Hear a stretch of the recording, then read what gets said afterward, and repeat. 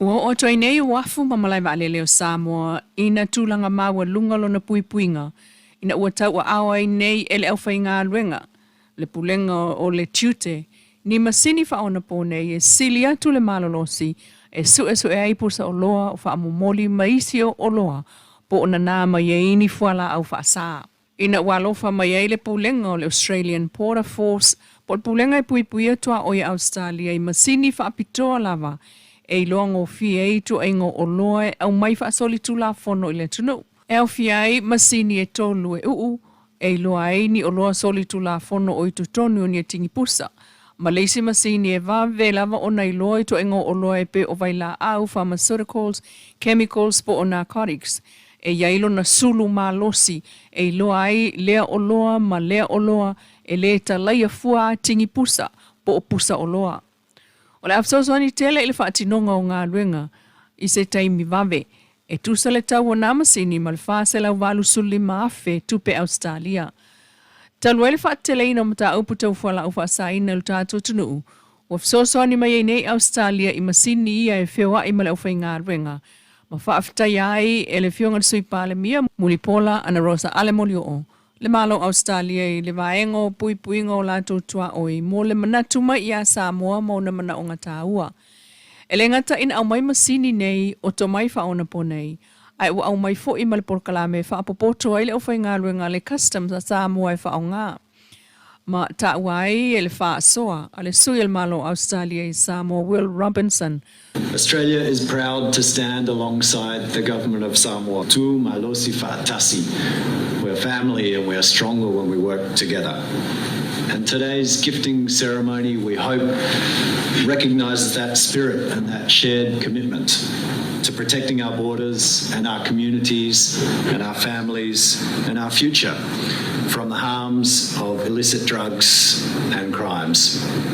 O le nganga leo lona malo, i le tausio le vana no foi malo tātou tulangi so tanga tau puipuingo tua oi ia saunga lemu. O masini ia whaasala vei ei fuala au whaasaina a o le io o mai i a inga o Samoa ma le lau tele o tātou tunu. O le sao leo lona tunu il soifua malo lo ino tangata lau tele saunga lemu mo lona malo si anga e talia tuai ini a fianga.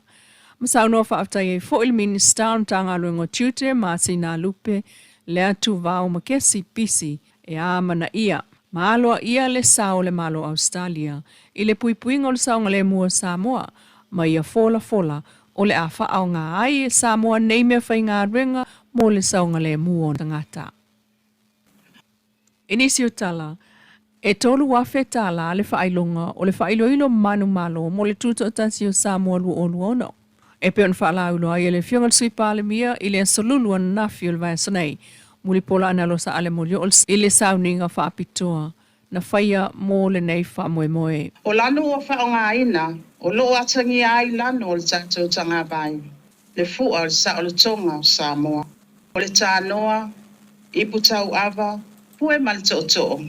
O loo a fifi ai le whaataua ina, o tū maanga nu o Samoa.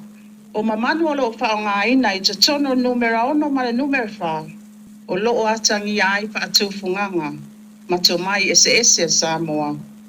O na whaiva alofia au, e tūlanga ese ai si o tātou watunu. O wala au tū ia, ma loo mamanu ina ai le whailonga, ma taunu uai le filfilinga o le sini au tū, mo le whaamanatu ina o le onos fu whātau sanga, o le tātou malo tūtotasi, e whapea, Samoa o tasi, mo se amatanga fō. O le wholaunga Samoa e afua mai le awhi iwa se la wonos fulmalua e iai le taltonunga. Ana tātou le wholau ma le whātua tua i le atua. Ma la lafo uma o tātou whaamoemoenga ia te ia. E whātonu wholau mai, tātou te le aulia lo tātou wonos fulwhātau sanga. O le tātou wholaunga foi e whaawau le lumana. Tātou tā ofi whātas. Ua na o le atua tātou te whātua tuaina na te taia Samoa malona malo i le manuia ma le saonga le mo. Pe tai e maupopo ma mapo tātou whamoemoe pe ao tātou whi oea. Ma ngā lulu e whatas mo le manuia o Samoa. O le moemoe fōu o se amatanga fōu Tātou te la lafo lava I le atua. O ia na te whaapale mai. O le sui o manu malo I le tauvanga. O se tama whanau o Samoa. O lo onofo mangalua I Samoa nei. Le sisunga ia Jack Ola Lafoa. O le tau lea lea e tolu sfulfaun tau sanga. Mai le fio anga o tualii. Ma fati tu I sa le moa. E whapetaya fo I lato uman tau sanga mai. Sa mai tau wina al komiti. Le tele o le oa malsosia. O mawhauwhaunga ma whaupunga. Na mo moli ma o na mulmuli ta ia. Pe a whai fia whaunga I na nisi le nei whailonga. Ma le sini au tu. Ini tu langa whapisi nisi. Poni wa aenga e mo mi ai. Ia whiutanga I mal tato komiti o tape nanga tuto tas. Ma o te fia whaasisi latu. O te tala ina nei le whailonga ma le sini au tu mo le whailonga ina. O le ono su whatau sanga tato malo tuto tasi. Mo lona whaonga ina. O le nei wha ua tamua ai tāpenanga, ma polkala me uma, ua fofua ina, mo le wha amanatu ina o le tātou tūtuatas. E se fulutasi I lātou na talia lātou wata po o whailo ma fili mai ai, le ata po le whailo manu malo, e pe on sao nol sui pāle mia, ma ia wha amanu atu I tāpenanga o le sisinga fu o lonono sulfai o tausanga o le tūtuatasi o Samoa. Tala tulilo ngā luenga whaale leia I le sisi o manga o le mota wha masino I mulinu. Ai maise o le toi whaale leia o le paka o ta wale mai lo longa o le wha ta milusanga o le whaale wha masino pea o ina mamafa timu. Ai o le taimi e tai o ai. Mai li tū lau o le wha masino ngā mōli mau mai I le tele o tausanga. O whea ngai wha masino o le whai ngā luenga ai o le tunuu. Malu I tau o lolo vai o le paka o ta wale. O ngā luenga whaale leia o le paka o whaia nei e wha asino tonu lava. I whaale tonu o tā ua I lunga, ai meise o a la vai ai o le saunga le mua le ta milusanga mo ta vale. Wa ave ia I le wha tā ua le malo ma wha tupe. Ma wha awheta ia ai alam tanga luenga wha amsinonga le whionga le pāle mia mo le langolango sua wha awau e pei ona tā ua e leitu lawa le matanga luenga.